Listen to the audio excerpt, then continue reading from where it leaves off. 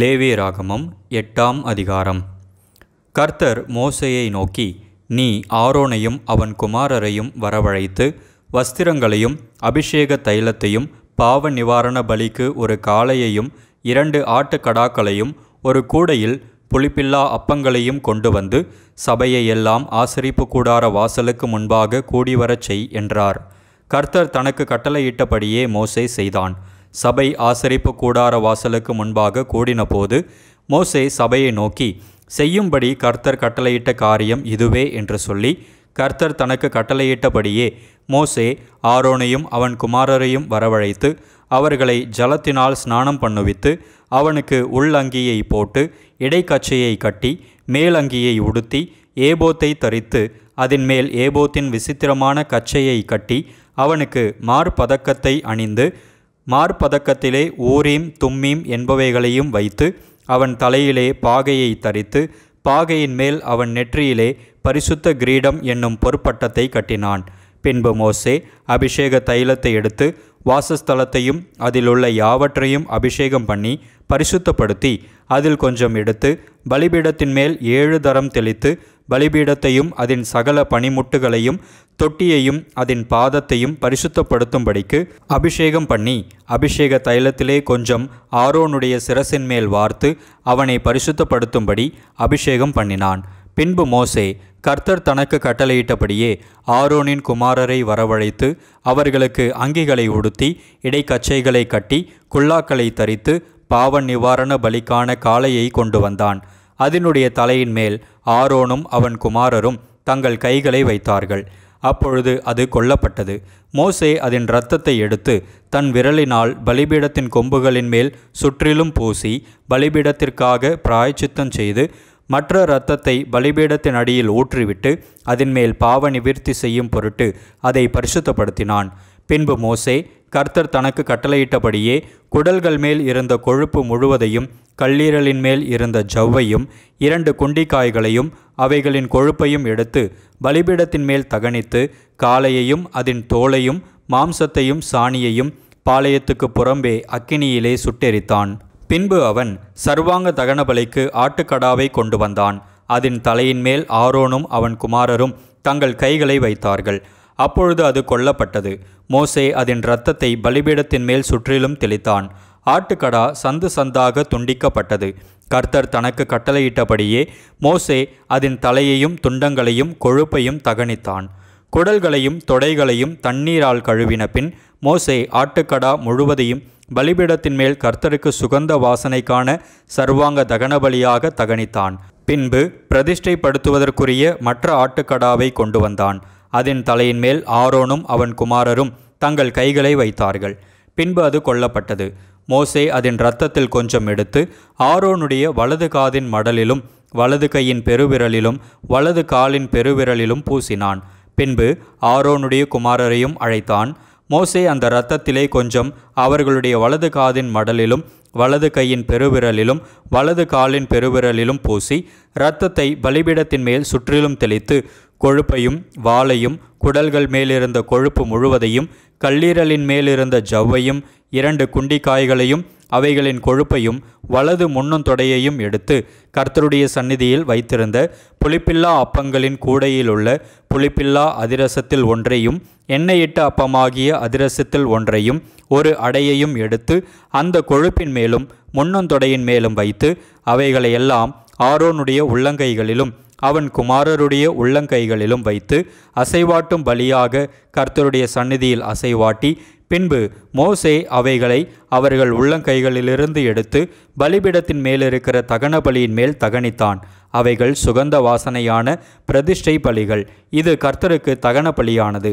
பின்பு மோசே மார்க்கண்டத்தை எடுத்து அதை கர்த்தருடைய சந்நிதியில் அசைவாட்டும் பலியாக அசைவாட்டினான். கர்த்தர் மோசேக்கு கட்டளையிட்டபடியே பிரதிஷ்டையின் ஆட்டுக்கடாவிலே அது மோசேயின் பங்காயிற்று. மோசே அபிஷேக தைலத்திலும் பலிபீடத்தின் மேலிருந்த இரத்தத்திலும் கொஞ்சம் எடுத்து ஆரோன் மேலும் அவன் வஸ்திரங்கள் மேலும் அவன் குமாரர் மேலும் அவர்கள் வஸ்திரங்கள் மேலும் தெளித்து ஆரோனையும் அவன் வஸ்திரங்களையும் அவன் குமாரரையும் அவன் குமாரரின் வஸ்திரங்களையும் பரிசுத்தப்படுத்தினான். பின்பு மோசே ஆரோனையும் அவன் குமாரரையும் நோக்கி, நீங்கள் அந்த மாம்சத்தை ஆசரிப்பு கூடார வாசலிலே வேவித்து ஆரோனும் அவன் குமாரரும் அதை புசிப்பார்களாக என்று கட்டளையிட்டிருக்கிறபடியே அங்கே அதையும் உங்கள் பிரதிஷ்டை பலிகளுள்ள கூடையில் இருக்கிற அப்பத்தையும் புசித்து மாம்சத்திலும் அப்பத்திலும் மீதியானதை அக்கினியிலே சுட்டெரித்து பிரதிஷ்டையின் நாட்கள் நிறைவேறும் வரைக்கும் 7 நாள் ஆசரிப்பு கூடார வாசலை விட்டு புறப்படாதிருங்கள். 7 நாள் அளவும் நீங்கள் பிரதிஷ்டைப்படுத்தப்படுவீர்கள். இன்று செய்தது போல உங்கள் பாவ நிவர்த்திக்காக இனிமேலும் செய்ய வேண்டும் என்று கர்த்தர் கட்டளையிட்டார். நீங்கள் சாகாதபடிக்கு 7 நாள் இரவும் பகலும் ஆசரிப்பு கூடார வாசலில் இருந்து கர்த்தருடைய காவலை காக்க கடவீர்கள். இப்படி நான் கற்பிக்கப்பட்டேன் என்றான். கர்த்தர் மோசேயை கொண்டு கட்டளையிட்ட எல்லா காரியங்களையும் ஆரோனும் அவன் குமாரரும் செய்தார்கள். லேவியராகமம் 9ஆம் அதிகாரம். 8ஆம் நாளிலே மோசே ஆரோனையும் அவன் குமாரரையும் இஸ்ரவேலின் மூப்பரையும் அழைத்து ஆரோனை நோக்கி, நீ பாவ நிவாரண பலியாக பழுதற்ற ஒரு கன்றுக்குட்டியையும் சர்வாங்க தகன பலியாக பழுதற்ற ஒரு ஆட்டுக்கடாவையும் தெரிந்து கொண்டு கர்த்தருடைய சந்நிதியில் பலியிட கடவாய். மேலும் இஸ்ரவேல் புத்திரரை நோக்கி, கர்த்தருடைய சந்நிதியில் பலியிடும்படிக்கு நீங்கள் பாவ நிவாரண பலியாக பழுதற்ற ஒரு வெள்ளாட்டு கடாவையும் சர்வாங்க தகன பலியாக 1 வயதான பழுதற்ற ஒரு கன்றுக்குட்டியையும் ஒரு ஆட்டுக்குட்டியையும் சமாதான பலிகளாக ஒரு காளையையும் ஒரு ஆட்டுக்கடாவையும் எண்ணெயிலே பிசைந்த போஜன பலியையும் கொண்டு வாருங்கள். இன்று கர்த்தர் உங்களுக்கு தரிசனமாவார் என்று சொல் என்றான். மோசே கட்டளையிட்டவைகளை அவர்கள் ஆசரிப்பு கூடாரத்துக்கு முன்பாக கொண்டு வந்தார்கள். சபையார் எல்லாரும் சேர்ந்து கர்த்தருடைய சந்நிதியில் நின்றார்கள். அப்பொழுது மோசே, கர்த்தர் கட்டளையிட்ட இந்த காரியத்தை செய்யுங்கள், கர்த்தருடைய மகிமை உங்களுக்கு காணப்படும் என்றான்.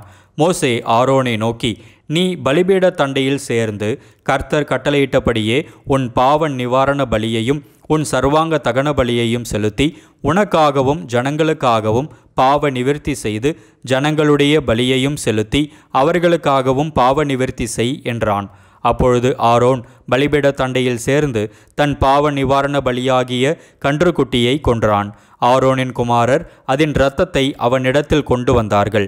அவன் தன் விரலை அந்த இரத்தத்தில் தோய்த்து பலிபீடத்தின் கொம்புகளின் மேல் பூசி மற்ற இரத்தத்தை பலிபீடத்தின் அடியிலே ஊற்றி பாவ நிவாரண பலியின் கொழுப்பையும் குண்டிக்காய்களையும் கல்லீரலில் எடுத்த ஜவ்வையும் கர்த்தர் மோசேக்கு கட்டளையிட்டபடியே பலிபீடத்தின் மேல் தகனித்து மாம்சத்தையும் தோலையும் பாளையத்துக்கு புறம்பே அக்கினியிலே சுட்டெரித்தான். பின்பு சர்வாங்க தகன பலியையும் கொன்றான். ஆரோனின் குமாரர் அதன் இரத்தத்தை அவனிடத்தில் கொண்டு வந்தார்கள். அதை அவன் பலிபீடத்தின் மேல் சுற்றிலும் தெளித்தான். சர்வாங்க தகன பலியின் துண்டங்களையும் தலையையும் அவனிடத்தில் கொண்டு வந்தார்கள். அவன் அவைகளை பலிபீடத்தின் மேல் தகனித்து குடல்களையும் தொடைகளையும் கழுவி பலிபீடத்தின் மேல் இருந்த சர்வாங்க தகன பலியின் மேல் தகனித்தான். பின்பு அவன் ஜனங்களின் பலியை கொண்டு வந்து ஜனங்களின் பாவ நிவர்த்திக்குரிய வெள்ளாட்டு கடாவை கொன்று முந்தினதை பலியிட்டது போல அதை பாவ நிவாரண பலியாக்கி சர்வாங்க தகன பலியையும் கொண்டு வந்து நியமத்தின்படி அதை பலியிட்டு போஜன பலியையும் கொண்டு வந்து அதில் கை நிறைய எடுத்து அதை காலையில் செலுத்தும் சர்வாங்க தகன பலியுடனே பலிபீடத்தின் மேல் தகனித்தான். பின்பு ஜனங்களின் சமாதான பலிகளாகிய காளையையும் ஆட்டுக்கடாவையும் கொன்றான். ஆரோனின் குமாரர் அதன் இரத்தத்தை அவனிடத்தில் கொண்டு வந்தார்கள்.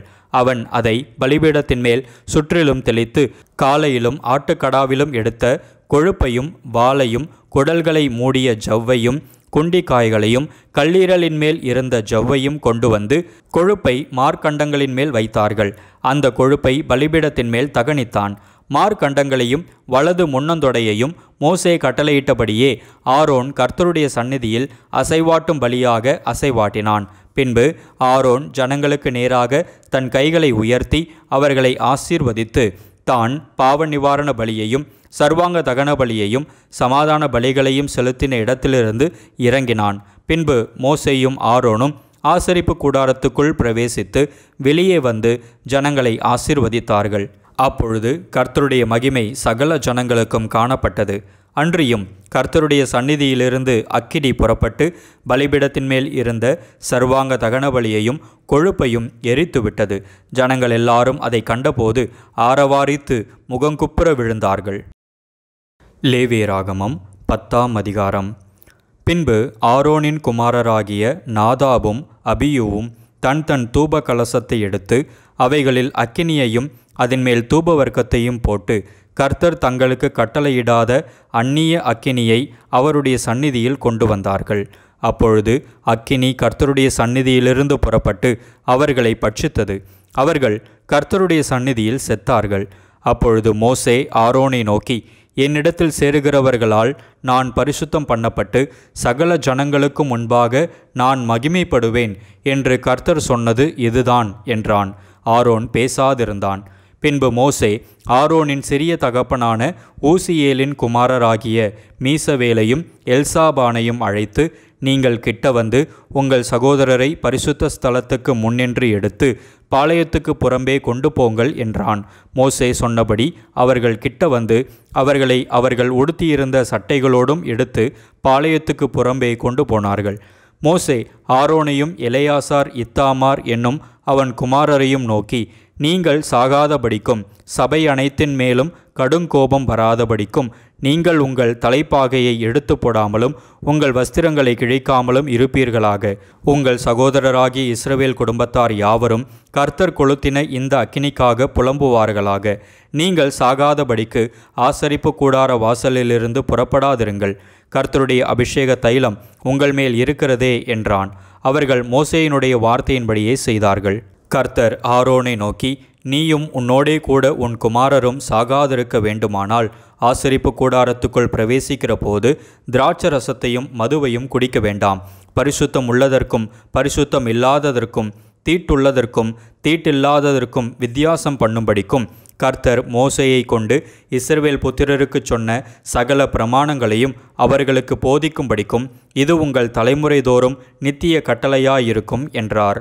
மோசே ஆரோனையும் மீதியாயிருந்த அவன் குமாரராகிய எலெயாசாரையும் இத்தாமாரையும் நோக்கி, நீங்கள் கர்த்தருடைய தகன பலிகளில் மீதியான போஜன பலியை எடுத்து பலிபீட தண்டையிலே புளிப்பில்லாததாக புசியுங்கள். அது மகா பரிசுத்தமானது. அதை பரிசுத்த ஸ்தலத்திலே புசியுங்கள். அது கர்த்தருடைய தகன பலிகளில் உனக்கும் உன் குமாரருக்கும் ஏற்படுத்தப்பட்டதாயிருக்கிறது. இப்படி கட்டளை பெற்றிருக்கிறேன். அசைவாட்டும் மார்க்கண்டத்தையும் ஏறெடுத்து படைக்கும் முன்னந்தொடையையும் நீயும் உன்னோடே கூட உன் குமாரரும் குமாரத்திகளும் சுத்தமான ஸ்தலத்திலே புசிப்பீர்களாக. இஸ்ரவேல் புத்திரருடைய சமாதான பலிகளில் அவைகள் உனக்கும் உன் பிள்ளைகளுக்கும் கிடைக்கும்படி ஏற்படுத்தப்பட்டிருக்கிறது. கொழுப்பாகிய தகன பலிகளோடே அவர்கள் கர்த்தருடைய சந்நிதியில் அசைவாட்டும் பலியாக அசைவாட்டும்படி ஏறெடுத்து படைக்கும் முன்னந்தொடையையும் அசைவாட்டும் மார்க்கண்டத்தையும் கொண்டு வருவார்கள். அது கர்த்தர் கட்டளையிட்டபடியே உனக்கும் உன் பிள்ளைகளுக்கும் நித்திய கட்டளையாக ஏற்படுத்தப்பட்டிருக்கிறது என்றான். பாவ நிவாரண பலியாக செலுத்தப்பட்ட வெள்ளாட்டு கடாவை மோசே தேடி பார்த்தான். அது தகனிக்கப்பட்டிருந்தது. ஆகையால் மீதியாயிருந்த எலெயாசார் இத்தாமார் என்னும் ஆரோனின் குமாரர் மேல் அவன் கோபம் கொண்டு, பாவ நிவாரண பலியை நீங்கள் பரிசுத்த ஸ்தலத்தில் புசியாமற் போனதென்ன? அது மகா பரிசுத்தமாயிருக்கிறதே. சபையின் அக்கிரமத்தை சுமந்து தீர்ப்பதற்கு கர்த்தருடைய சந்நிதியில் அவர்களுக்காக பாவ நிவர்த்தி செய்யும் பொருட்டு அதை உங்களுக்கு கொடுத்தாரே. அதன் இரத்தம் பரிசுத்த ஸ்தலத்துக்குள்ளே கொண்டு வரப்படவில்லையே. நான் கட்டளையிட்டபடி நீங்கள் அதை பரிசுத்த ஸ்தலத்தில் புசிக்க வேண்டியதாயிருந்ததே என்றான். அப்பொழுது ஆரோன் மோசேயை நோக்கி, அவர்கள் தங்கள் பாவ நிவாரண பலியையும் தங்கள் சர்வாங்க தகன பலியையும் கர்த்தருடைய சந்நிதியில் செலுத்தின இன்றுதானே எனக்கு இப்படி நேரிட்டதே. பாவ நிவாரண பலியை இன்று நான் புசித்தேனானால் அது கர்த்தரின் பார்வைக்கு நன்றாயிருக்குமோ என்றான். மோசே அதை கேட்டபோது அமைதலாயிருந்தான்.